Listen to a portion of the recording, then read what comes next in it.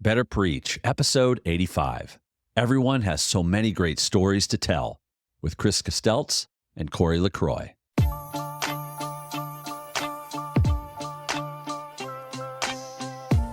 Welcome to Better Preach, a podcast for Catholic leaders on developing and delivering great Catholic talks. I'm your host, Ryan O'Hara, a Catholic podcaster, speaker, and consultant. And I'm so excited to join you on your journey of communicating the true, the good, and the beautiful. You may not realize it, but the truth is, inside of you are an unlimited number of great stories. For some people, a rare few actually, this is self-evident. Stories just seem to flow out as easily as the next breath. But for most, it's a slog. We either keep coming back to the same stories over and over, or we try to come up with new ones, but just can't seem to recall anything worth sharing. Has this been your experience? I know it's been mine. This is a pain point for many people giving talks on a regular basis, because stories, we know, can often make or break the talks that we give. And today, I brought in two expert storytellers, Kostelc and Kory LaCroix. Each have served in ministry at the parish level for the last 15 years, legends really around here in the Twin Cities Catholic world. And they started a podcast over a year ago called STORYDRAM, telling stories to lead others to the story of what God has done for us in Christ. So they're both on the podcast today, my first ever two-person interview, and we filmed in their studio in the West Metro here in the Twin Cities. It was an outstanding conversation, which is a good time to mention Better Preach is on YouTube. Did you know that? Better Preach is on YouTube? All of the new episodes are there. You can subscribe to the channel and check it out. You can listen, you can watch if you like that sort of thing. But would love for you to check it out. YouTube, Better Preach. But before we start, please be sure to stop by and say hi on Instagram at Better Preach. I'd love to connect there too. Let's get into it. Kostelc, Kory LaCroix, welcome to the Better Preach podcast. I'm so excited to be here in kind of your world today. Recording in our basement studio, kind of. It looks so much prettier than my basement studio. Well, I thank you for my wife who made it nicer. It's awesome. Yeah. I love being here. Love being with you guys. I've been excited to do this. Chris, you and I ran into each other on the street right at the National Eucharistic Congress. It was during, let's be real clear about this. This was during the procession, 40,000 people. Yeah. We're just randomly two Minnesotans just at this with all these other people. And all of a sudden I'm like, Ryan, and you're like, hi, Chris. You know, it was like one of those moments. It was crazy. Well, I got into a bad spot because I came late, sort of late to the procession, and everybody's all lined up. There's thousands of people lining the streets. And I was trying to get to a certain spot where I knew the guy that I was with was going to be. Right. And so I saw some people. I'm normally a rule follower. And so I'm like, I can't just walk into the street. That feels wrong or something. But then I was like, what are they going to do? Chase me away? Fine. I'll just keep going, you know? And so I was just walking down the street and I was getting shouted out here just because you just end up, everybody could see that one singular person and there's so many people you know. Right. And then gladly, I ran into Chris. That was the only time we ran into each other. Yeah. But when we saw each other, I was like, dude, let's do this. We've got to get together with Kory, Chris, the STORYDRAM podcast. Right. And you're like, yeah, dude, let's do it. Let's make it happen. So here we are. Let's go. And so the reason I was so excited to talk with you guys, we could have individual conversations about who you are as speakers and all of that. But I actually think what you're doing in your podcast is a really important contribution to effective talks, but particularly effectiveness in preaching the gospel. And it's all around the power of story. Yeah. You know, I'd love for you to share with folks what's the story behind STORYDRAM and why story? What sort of brought you guys to jump into that world on that particular topic? Yeah. It's a good question. I think, why do we have this podcast? I like to say to people when they ask me, like, why did you start it and all that? I'm like, I just really wanted to hang out with Kory LaCroix. And that's real. That sounds like a bad answer, Honest but it's answer. It'd be a good reason for me to start a podcast too if I didn't already have one. Yeah. Exactly. Like, who do I like? I want to hang out with them every other week and record two podcasts. But that's kind of the impetus for it. But when we sat down to kind of think about what do we want to do, I think what came clear to me right away is like, if we do something that isn't genuine to who we are and what we're already doing in our life, what we're naturally good at, where our skills lie, or it's going to fall flat. So Corey and I were just thinking about it. And we're like, we tell stories for a living often. Like that's most of our job. Yeah. So let's do that and tell some of our stories from our life and kind of have those stories point to this greater story, right? The story of Jesus Christ. Like that's the point of it, is we tell our stories to kind of reflect on and point towards the story of Jesus. I've learned a lot from Chris in the last 15 years of being in ministry together. And one of his greatest skills is the skill of storytelling, Right. and so for the last 15 years, I've been able just to kind of jot down notes and ideas and thoughts of like, how do you communicate a truth in front of a large group of people, but also just in settings like this, right? Like we so often think of like Catholic talks and including good stories, but like we can sometimes forget about the everyday talks that happen. When we think about evangelization in the work that we do, in the way that we live our lives, it's as simple as like sometimes just sharing, like, can I just tell you this thing that happened? A mutual friend of ours, Steve Allgaier, he once gave a talk in which he said, name the 3 most influential talks you've ever heard in your life. Right. And it was like, okay, so I'm trying to think, whatever. And he goes, okay, stop. Name the 3 most influential people. I'm like, only 3? And it was kind of this moment of recognizing like, the talks we hear, the talks we give, they're great, but it's about the real conversion, the real moment of encounter with the Lord through the body of Christ happens in those individual relationships. Yeah. We want to perfect our craft of storytelling within a talk setting. And I'm fully aware that I just said talks don't matter on a podcast called Better Preach. And that's really important. And we want to do that.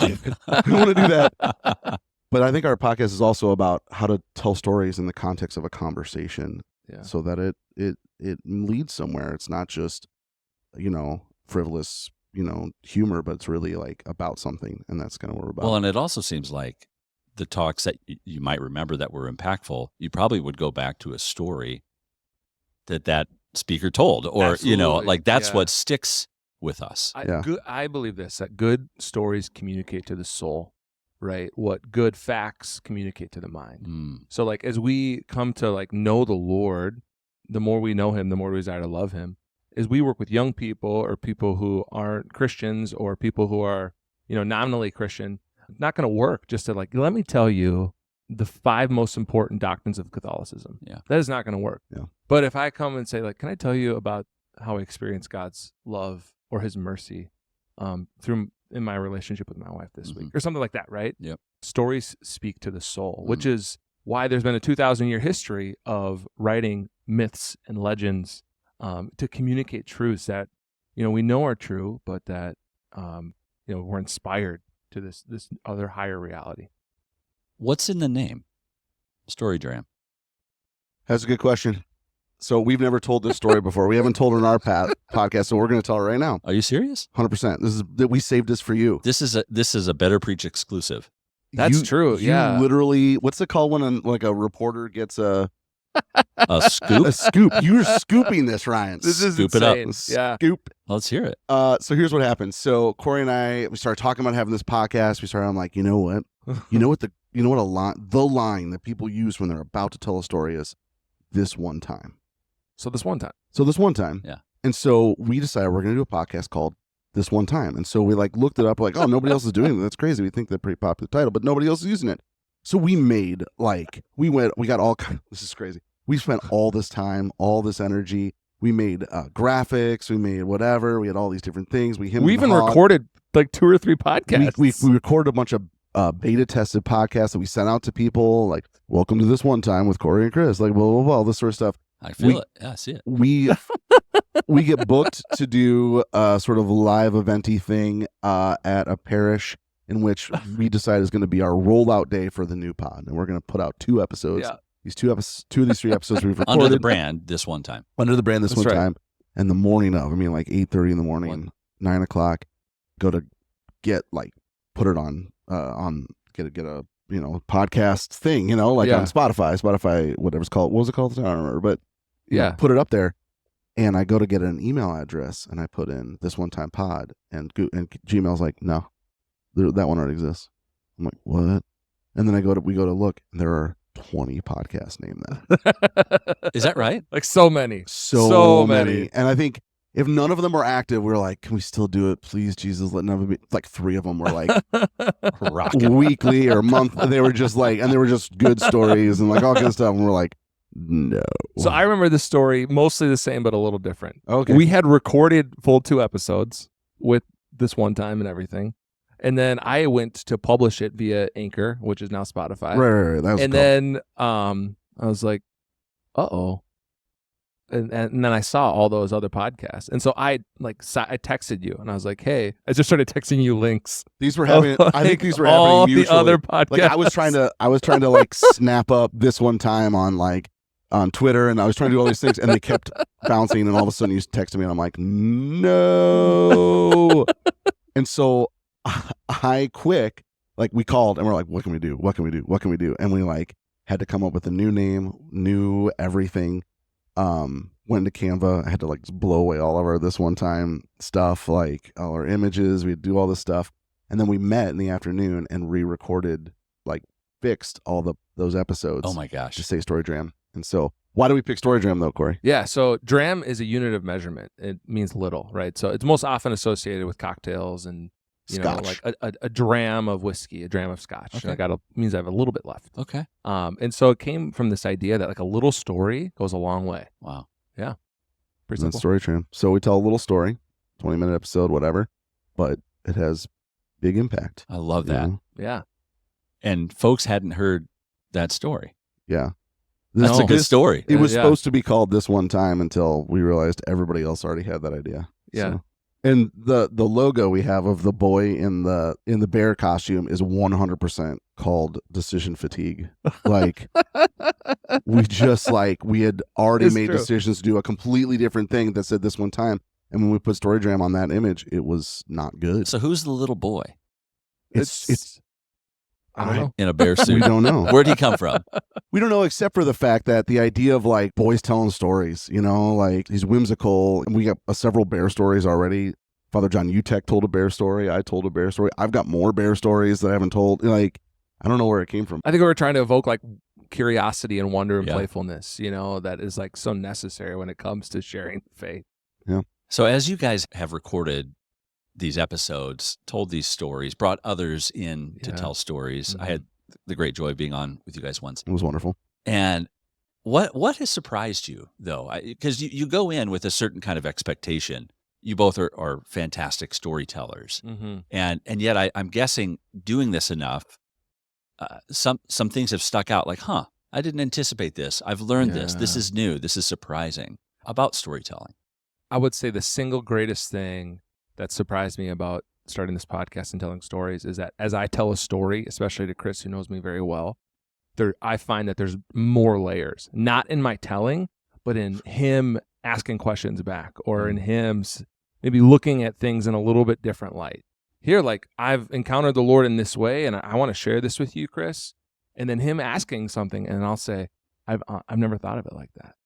Yeah, you've done that for me too. It's basically theological reflection, but instead of on like Lectio, where we do Lectio Divina on a piece of scripture, we read the piece of scripture over and over again. We tell these stories as if we're telling them for the first time, but Yeah. we've probably heard them or been in them with each other.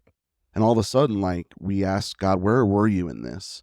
And then both of us reflect on this thing, and we come out with a much richer, deeper, more profound answer. I think the two things for me that surprised me were how many people came up and told me their story, a story, because I shared a story. Yeah. It was almost like we had this conversation over the podcast. I mean, they weren't on the episode, but they're like, hey, you just told this story about whatever. And like, I totally had that experience. Even my own dad, my own father, like call me and be like, hey, listen, that reminds me when I was 16, and he'll just tell me the story that he's never told me before. And that was really beautiful. The other thing I'll say, I guess two more things. Usually in talk preparation is key, right? Like really preparing, getting your timing right, getting things in, really being prepared when you speak. Some of our most successful episodes, the episodes that people have come back and told us are their favorites or that worked for them or they found profound meaning, were the ones where we play what we call StoryDram roulette, where we have just prompts, like a whole stack of 40 prompts, and we'll pull 2 of them, and I'll read those 2 prompts to Kory, and he has to tell a story about one of them. We didn't prep. We didn't think about it ahead of time. And part of me is like, Well, it works because we've been telling stories for 20 years and thinking about them in terms of the Lord. It works because the Holy Spirit's moving. It's probably not a good process for giving a talk, but in reality, like when you're having a conversation, you don't get preparation as to what That's that right. conversation is going to be Yeah. about, you know? And so the reality of that is really important. I think that's been good. I'm also surprised, and I should not have been, how important the actual facts of the story are to people. It's a little embarrassing to say, but like multiple stories, I'll tell the story, and then the person in the story will call me or text me and be like, "Hey, I just listened. That's not what happened." And I'll be like, Yeah. "No, that's what I was there." Are you both right? This is the question. So on the one hand, I think it's Good because question. two people having the same experience can have two different stories from it, right? Sure. Yeah. On the other hand, some of them are because they're from my childhood and like the kid perception of what happened. And other times, I think I just conflate things. Like we just get stuff wrong. We have bad memories, right? Yeah. Like I tell a story about falling into these miniature water lilies at this big arboretum thing in St. Louis, the Missouri Botanical Gardens. And I was a little kid, I was like 4, and I tried to run across it because I thought it was grass. It turned out to be water lilies, and I fell in. And in my memory, I fell into this tank that's there that has this big glass wall, plexiglass wall, and people can like see me, and there's like not bass, but there's like carp, and like I'm in there. My dad was like, "What are you talking about?" That is on the other side of that thing. Like you fell into like a 2-foot deep thing. Like if you just would have stood up, you would have been fine. Like I just picked you up out of it because my dad did pick me up, and that's the point of the story. But you got to the point of telling the story with that kind of mixed memory. Ryan, I've told that story 100 times Yeah. with the wrong memory, and no one's ever corrected me. My dad didn't ever correct me, and all of a sudden it's published for the world to hear, and he's like, "That's not right. That's not what happened." And I was like, "How about correcting me 20 years ago, Dad?" You know, but I don't know. Whatever. Stories are That's what happened. I don't know. Yeah, and well, never. it's a better story Well, yeah, when you're- obvious the image of that. when you're floating in the water with the carp. Yeah. And to be honest, as a 4-year-old, you could drown in 2 feet of water. So that's that's legit. As a parent, as an anxious parent, everyone knows you can drown in like 2 inches of water if you try hard enough. Yeah. Can anybody be a good storyteller? Yeah, absolutely. And I would say this, that, and maybe it'd be good if you disagreed with me. I do. That good stories describe moments of change. And you might not necessarily be great at different techniques, moments of dramatic silence or increasing your expression. But if you speak of a truth, of an encounter, of a moment of change in your life when you were one way before and then one way after, that will stir things within others. So, by your definition, I agree. Okay. That every this is a key to any good storytelling. Any good story is that you have to have a moment of tension, a moment of problem, a moment of pain. Kurt Vonnegut says one of the most ancient stories of all time is man falls in pit. There's not actually a story about that, but like, so the guy's fine, something bad happens, and then he gets out of the pit and things are better. And releasing the tension on that moment of pain, that problem, that tension, releasing it and fixing it, and the humans live for that. We love that.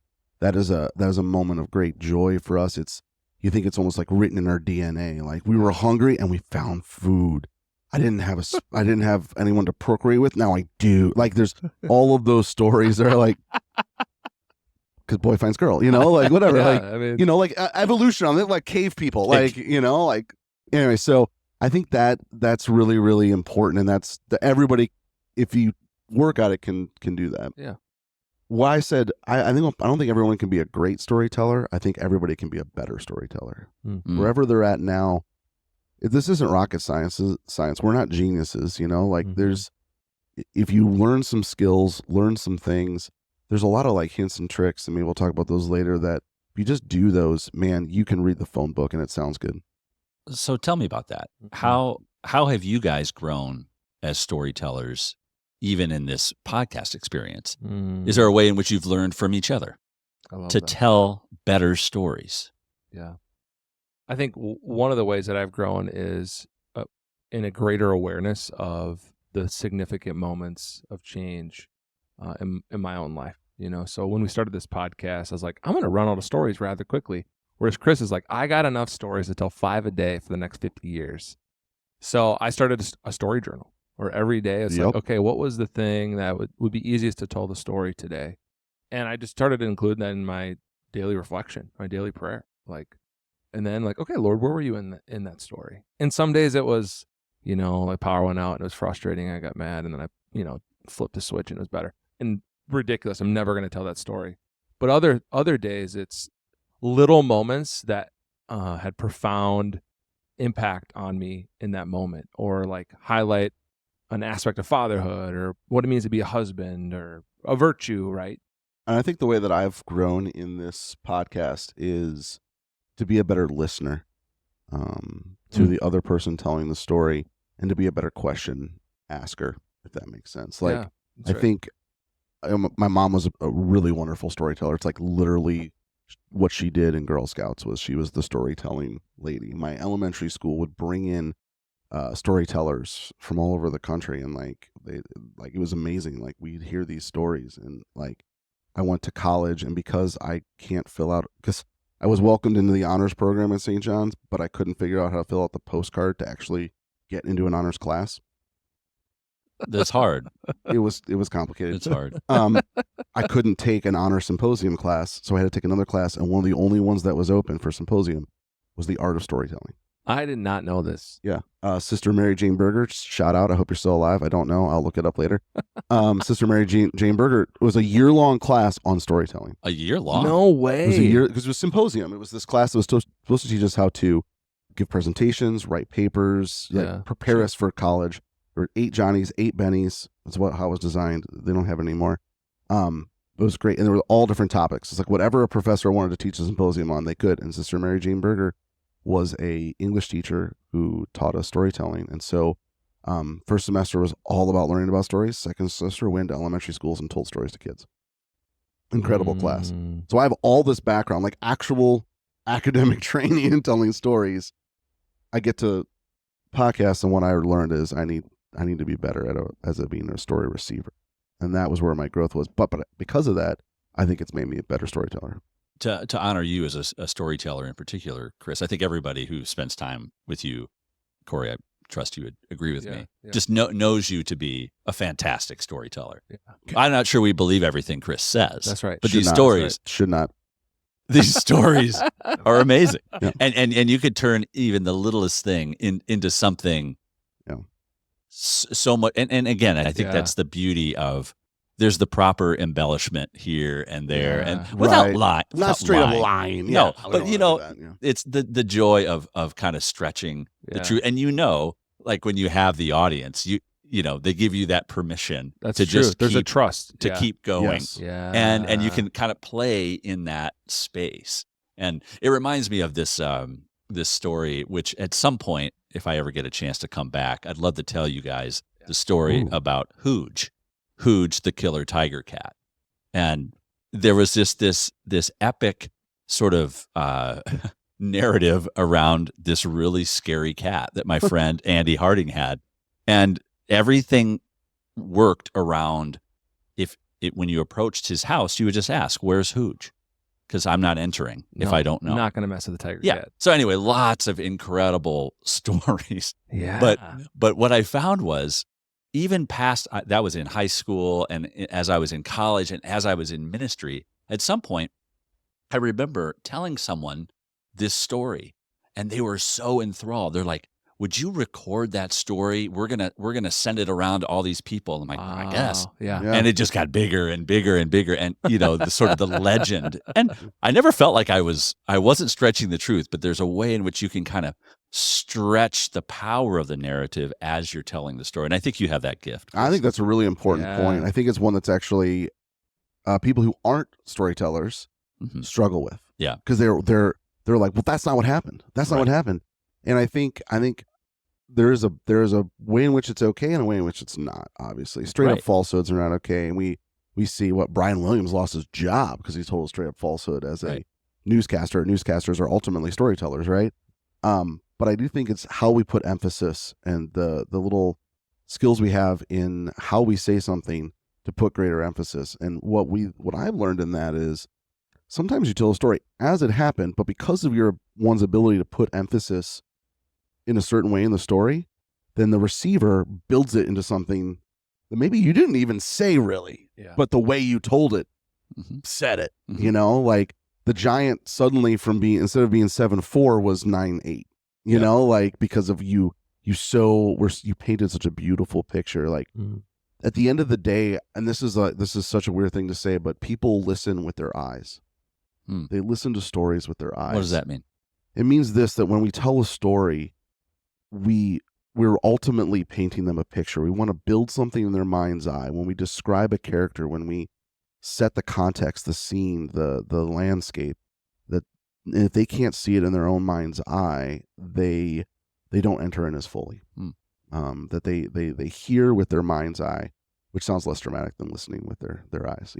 But this whole idea of if you can actually build the story, it's the same way as cooking food, right? Like the first thing we eat with is our nose, and then we eat with our eyes, and then we ultimately with our mouth. Like we smell it as it's coming to the table, we see it visually, and then we receive it. Like the beauty of eating a strawberry is almost infinitesimally increased if you sit with it for a while and look at it before you consume it. And I think this is actually the problem in some ways of our phones, right? We're not looking at what we're doing. We're not seeing things with our eyes. Because we're constantly have images in front of our face, right? But yeah, I think storytelling, this is the problem with expanding on the truth or emphasizing something very strongly, is that in their mind's eye, they build it big. And then it's not exactly what really happened. But there's a fine line. That's what I've experienced, is that I want to paint the picture maximally while being adherent to the truth, to the reality. That's a good way to say it. And I think good storytellers, great storytellers, fill that all out. Yeah. And we know great comedians do this, and because usually they're often one and the same. Right. That's right. Yeah. Yeah. I'm thinking of stories.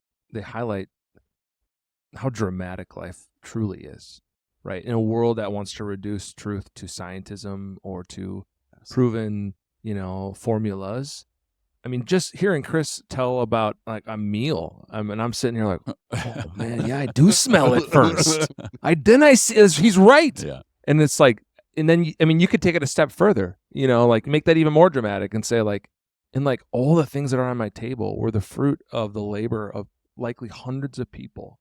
The farmer that planted the plant, the truck driver that drove it to the store. You know what I mean? The person who's the carpenter who built the table. Right. Yeah. And I think that like good stories help us to remember the drama. Yeah. That like there's a truth in what's before us, but then there's like greater truths that go even beyond that, Yeah. And there's a Franciscan once explained to me that this was his theory as to why Francis didn't eat.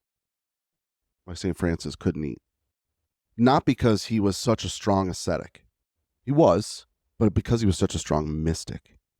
And because he got that bowl of porridge, that gruel, that like nasty, unflavored, just no salt, no sugar, like not the way I eat oatmeal, and he just knew the blessedness of it. The hands that made it, the sun that shone, the rain that fell, the seed that germinated, the bowl that was made by brother whatever 10 years ago, whatever. He couldn't even bring it to his lips because it filled him with such ecstasy, because he knew the incredible gift that a spoonful of oatmeal, unflavored, unseasoned oatmeal was, that the only way he could get calories into his system was to take a handful of ashes from the hearth and throw it in there and stir it in, because if he ruined it enough, then maybe, just maybe, he could get 200 calories in. But otherwise, it was just too much. He was too overwhelmed by the great joy of this moment. And I think if we really honored each other's stories, with the greatest amount of honor we can give, we really took time to sit and really listen, not just to the words said, not just to the image, but to the person behind them. Man, we would honor the God present in that moment and how much they have been. This person sitting before us is a gift. I'm just thinking, where do we tell stories nowadays?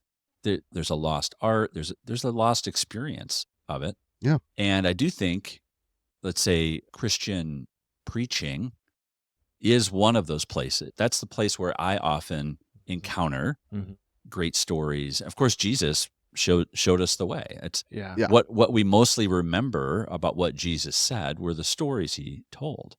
And he was as committed to storytelling as anybody. Yeah. But there's good use and there's bad use.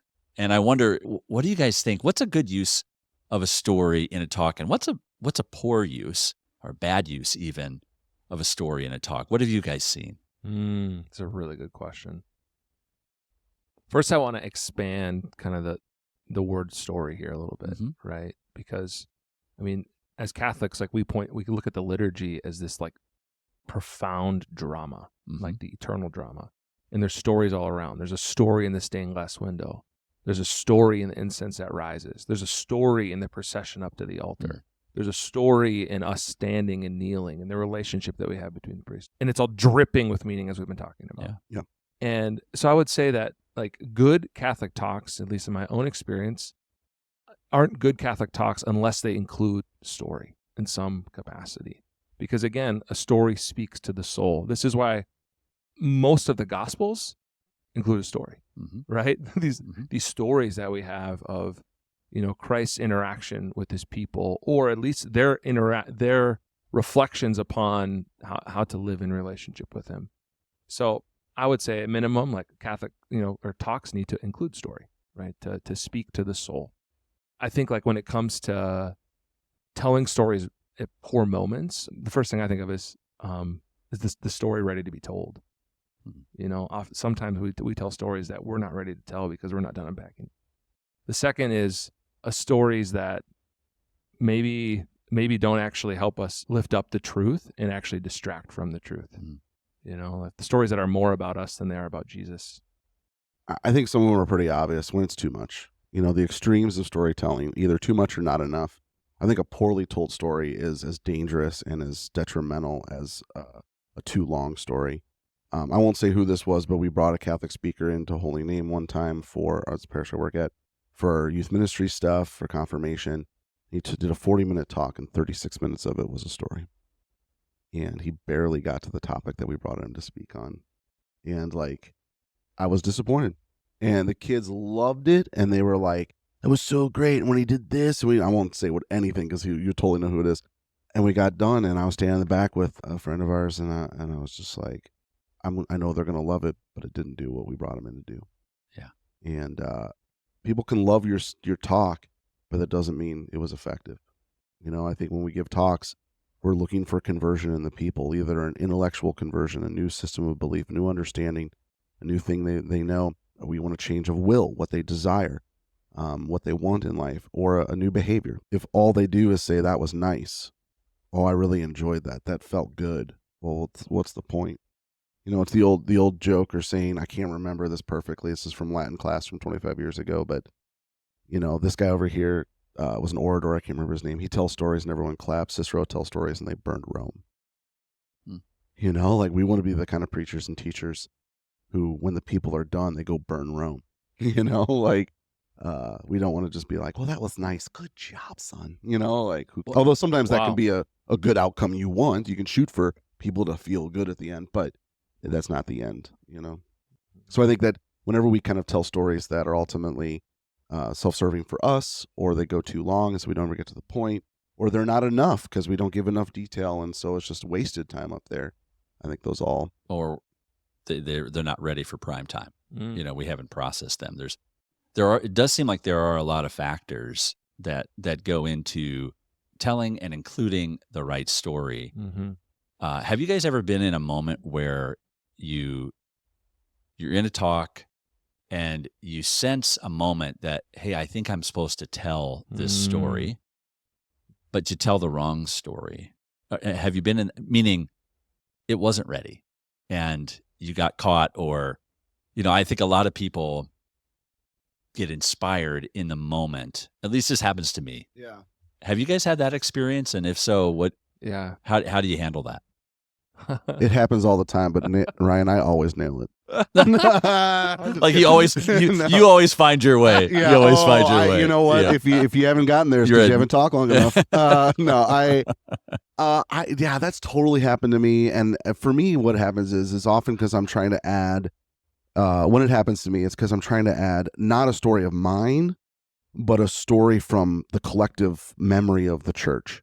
What happens to me is not necessarily that the story doesn't work or it doesn't apply or I got lost, is that it wasn't in my notes. I wasn't prepared for it. And so when I started, all of a sudden I'm 10 minutes behind in my talk because I just told the legendary story of St. Nicholas at the Council of Nicaea. Yep. And like, great story. Everyone loves it. Didn't happen probably, but it fit really good. But now I'm 10 minutes behind and I got to make up time somewhere, And so for me, that's what happens. That's my experience. I mean, I think there's a lot of ways this happens for me. One is flying by the seat of your pants as a church worker. You got a talk coming up tonight and you gave the same talk a year ago. Yep. And so it's really easy to pull that out and be like, oh, this note says I told this story about so-and-so and this is the takeaway. Okay, yeah, I kind of remember that. All right. And then you just like go and you try and it bombs. And I want to be patient with people who are in that situation, right? Because sometimes that's the nature of family life. That's the nature of ministry sometimes. And so like, you don't have to be perfect, and at the same time, like for me, it's like, if I am returning to the Lord in prayer each morning and like drawing, upon his heart as I go to share his heart in talks and teaching, I'm more in tune to, I have no idea what that story is. Let it go. Like, Jesus, like, what do you have today? So I like that you're not judgmental of people giving talks. I try not to be, but it's hard. Like, yeah. And I'm not a guy that gets flown places, right? You are, right? Mm-hmm. You're big time. And I don't get flown places, but I'm like, if you got on a plane to come here, you had time to rework this and double check. That's your right. talk. That's true. Like that's if true. you're driving from Woodbury, you can't do it on your drive. Like maybe you had a tough day, like whatever. Yeah. But if you got on a plane, at least the way I travel, like I get to the airport, 6 hours before my flight, like whatever. Like there was time to pull out your notes, But that's just me. That's true. What's the difference between telling a story among friends, yeah, and telling even the same story with 200 people in a talk? Yeah, alcohol. Alcohol is usually the difference. What discretion are we using in one setting that we're not in the other? That's good, Ryan. Well, first of all, I think the biggest difference is standing. Like I rarely, like sometimes this sounds. That's partially true. No, it's totally true. Think about it. When do I tell the most stories with my friends, or when's like it's storytelling time? It's around the bonfire, right? It's like it's in the basement or whatever. We're sitting. Yeah. And so the only thing I can move to tell that story is my hands. Yep. Like in my head a little bit and like whatever, like my body. But like if I stand up in the middle of that story, like things have progressed, but when I'm saying in front of 200 people, I'm not sitting usually. Like most of the time I'm standing. And so that affords me the ability to use my body to tell the story as well as my words. And so when I'm giving talks, like I was just telling one of our youth ministers, the three things I always tell people how to give better talks is move around in an unrepeated movement on the stage. And particularly when you want to make a point, move forward on the stage, not just side to side. Because people are like, what was he coming for me? What's going on? Did he just step down a step? Did that just happen? Did he come towards? And I always do it. And I also always pair that with a dramatic pause. The other thing is, if something's really important, repeat it. Because people probably didn't hear you the first time. It takes them 7 seconds to hear a word. So if you're talking as fast as I do, you need to do it twice. Oh. And then the last thing is use your body to move things. And when you're sitting talking to your buds, that doesn't happen. I love that. I think the other big difference is there's a difference between telling a story and sharing a story. Ooh. I think when you tell a story, you can, the classic, like people are in rows, they're in a church, they're outside, and it's you telling them, and there's nothing coming back. Yep. But when you share a story, it's kind of like what we're doing right now. We're having a conversation. There's more of an interaction. Somebody might say, you know what, that reminds me of this, blah, blah, blah, blah, blah. Or like, oh, what? And they might have a follow-up question. Those are very different experiences. It's good. I think what you're asking about, like, what do we edit? Do you edit anything out? What do you edit, and what do you have to be mindful of? Because I know, like for me, I'm mindful of the fact that I can tell you guys a story, yeah, that will land in a particular way because of the common knowledge we have about each other. Right. Yeah. And I already have that factored in, and I can decide I can share a story, and I can be pretty nimble because I've got only 2 people I'm talking to. Right. And I can see your body language or not. Right. But you have a group. I guess what's happened for me is I've gotten to the punchline. I've gotten to the end of a story. And my friend group reacted one way, but this group is still kind of looking at me wondering, why did you just tell me that story? I don't know if that's ever happened to you guys. Oh, for sure. Well, this is actually what I was going to say was Right. when you're telling a group to your group of buddies, like you have shared experience. And Shared so experience. like they can tell you the punchline even before you get there sometimes. You also don't have to explain Big Lebowski to anybody. Like you have to like, they know, we have shared things that we're all on board Yeah. with. And so it honestly is like preaching in a monastery. Yeah. I don't know if you ever heard somebody preach in a monastery. They don't have to explain stuff. Right. Homilies are 5 minutes long because everybody else filled in the other 20 minutes Right. with their own Yeah, brains. And right. I think that's when your buddies, when you're speaking in front of people, to know your audience is so key, especially in storytelling. Because if I tell a story and I make reference to this is 90s movies or whatever, and there's a bunch of 14-year-olds out there, crickets.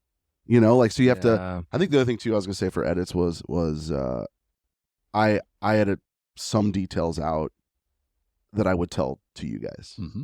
You know, things that I think, you know, like who was there, or what exactly happened, or what, like maybe I'll tell you a little more detail so that you, if you tried, you could figure out who I'm talking about.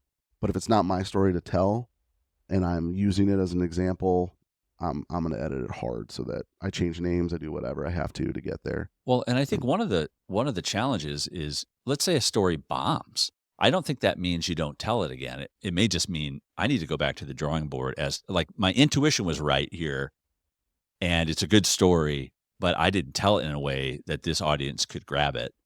And Yes. and they needed more context that my buddies don't need. To be a great storyteller, you know, in a small group setting of people who know you, isn't the same thing as being able to be a great storyteller for a larger group of people who don't have that context or those shared experiences, I would think. Right. Well, this is the comedian thing you're talking about too. Like the funniest guy you know will be terrible at stand-up. Right. Because he can't universalize it. You Yep. know, there was like the TV show Community, and there was a moment where Abed, one of the characters, is doing stand-up, but he's making jokes 100% about his apartment he lives in with 2 people. No one else gets those jokes except for the people in the apartment. Right. Like, even their other friends. Right. And so it doesn't work, you know, and that's the same way with telling stories. If you're not universal enough in this human experience, if your story is actually about going to school in Madison, Wisconsin, and not about the experience of going away from home, you're going to miss it. Right. Right. I'm thinking of the reverse, right? Where you have somebody who's used to giving talks, and then they go to their family like, all right, I got to talk for you guys tonight. It's going to be about 20 minutes. No, that's a great point. We don't like, why would we ever dream it would translate back that way?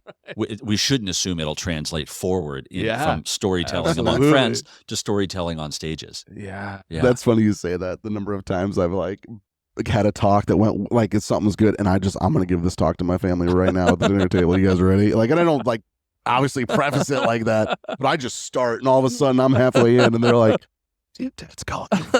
Someone stop him!" You know, like, Cut him off.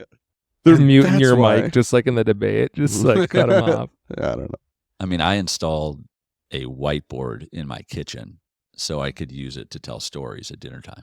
No, you didn't. Heck, yes, I actually I did. love it. That's incredible.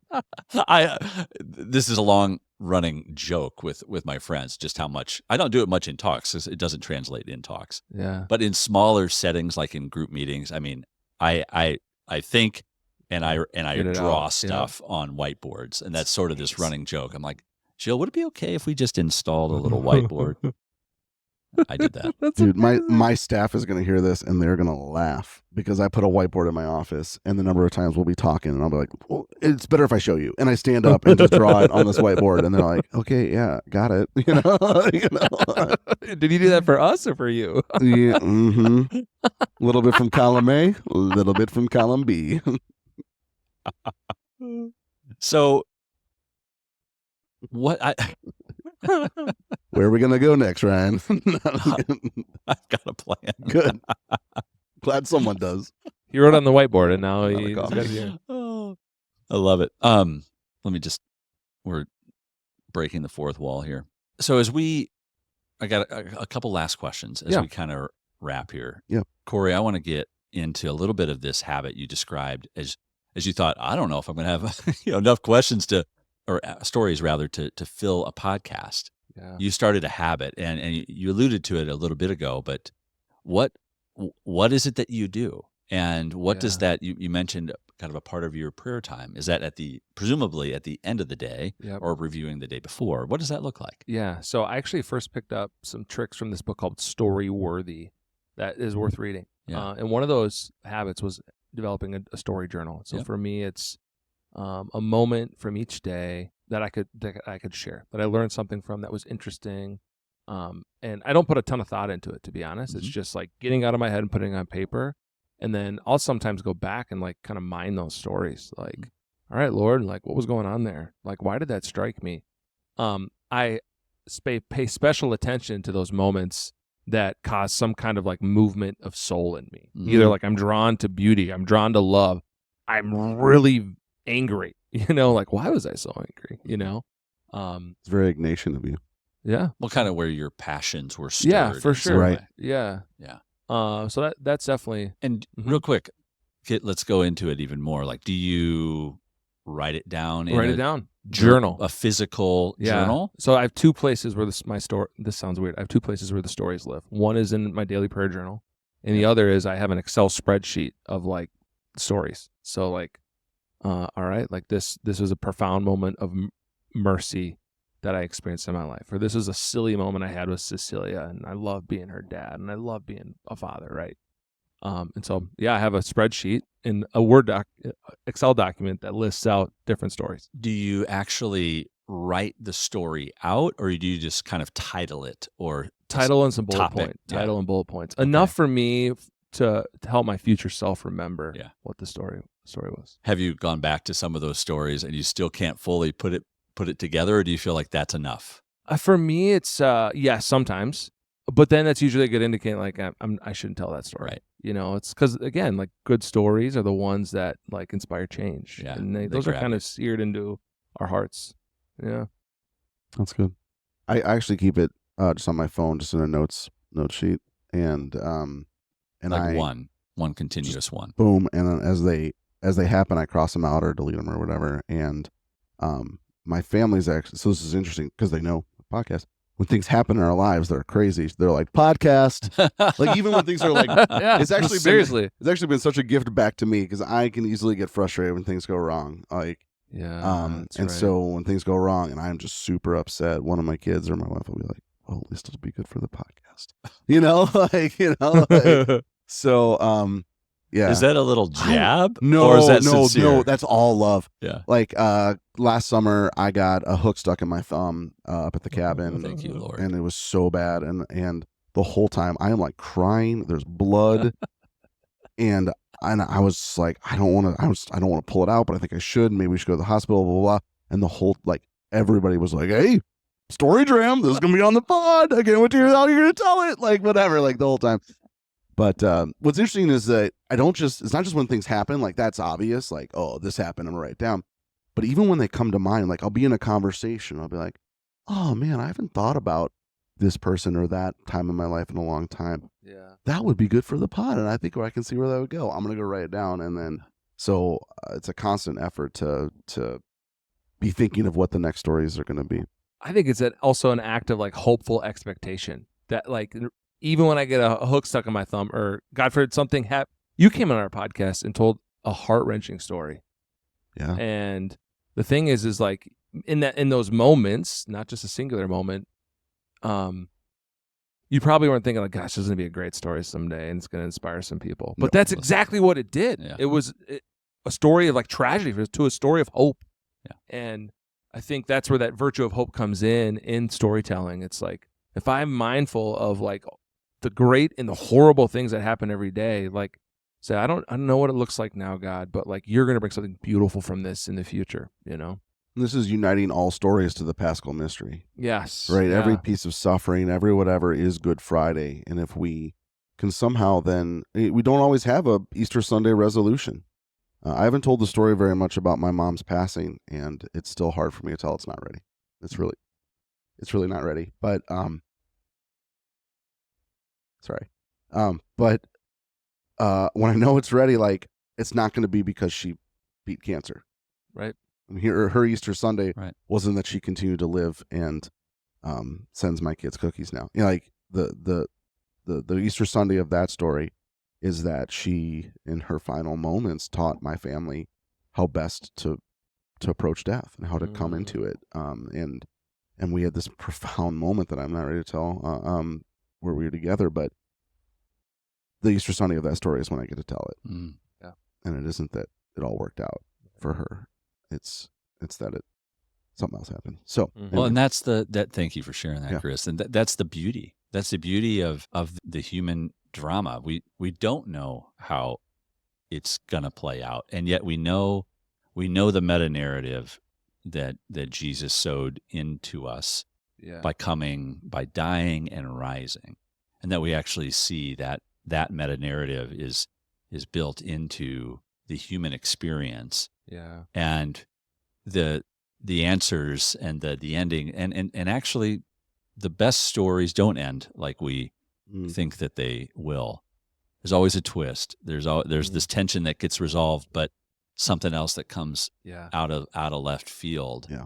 We want to be taken on a ride. We want to be surprised, and we don't want to hear things the same way. And stories, I think, allow these eternal truths to be forever mapped to different people and to different perspectives, and I love it for that. Yeah. I think to kind of go back to your initial question on like hacks and cultivating stories. Another thing that Chris and I will do in some of our live StoryDRAM episodes is we'll play a game with the audience where we'll ask them to identify the first, the last, the best, and the worst of a number of different things. So your first, last, best, worst date, your first, last, best, worst, I don't know, meal, right? You can even think about like relating to the spiritual life, your first confession, your last confession, your worst confession, and your best experience of confession. And last is like most recent. Yep. Like, obviously, but like, your first, best, worst, last flight. Yeah. You know, like you can do this with infinite Anything. prompts. Yeah. And it's so like, even right now, as we were naming things, I was like, oh, that is a good story. I should tell that flight story. It really is a great tool. But that points out something, is that again, and again, I think you, Chris, we look at you and we're like, there's an endless chasm of stories inside Chris. But there's an endless chasm of stories inside each of us. Right.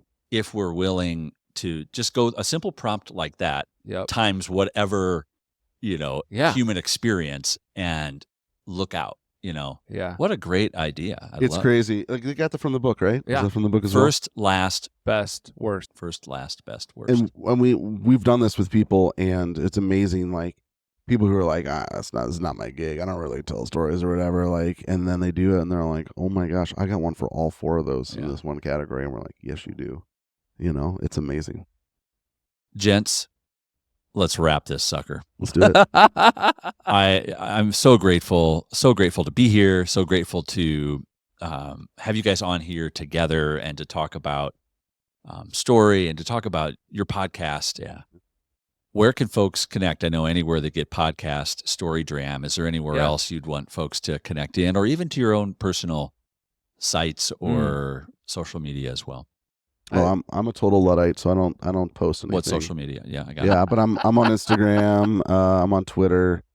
So like once a year I'll post something on both those, and that's about it. Yeah, that's me too. We do have an StoryDRAM Instagram, but I also say if you want to come over for dinner sometime and you're in Minneapolis, like, let's go. If you want to sit in my backyard and drink whiskey and watch a fire and tell some stories, I'm in. Yeah. Guys, thank you for being on the show, and we'll share the StoryDRAM podcast in the show notes and hope that people will connect. Brilliant stories, great guests when you have guests, and your story. I can't believe you guys keep coming up with stories, and it's a testament to actually, why couldn't we just keep going? Like there's always a story to tell, and your podcast helps remind us of that great truth. Thanks so much, you guys, for being here. Yeah, thanks for having us, Ryan.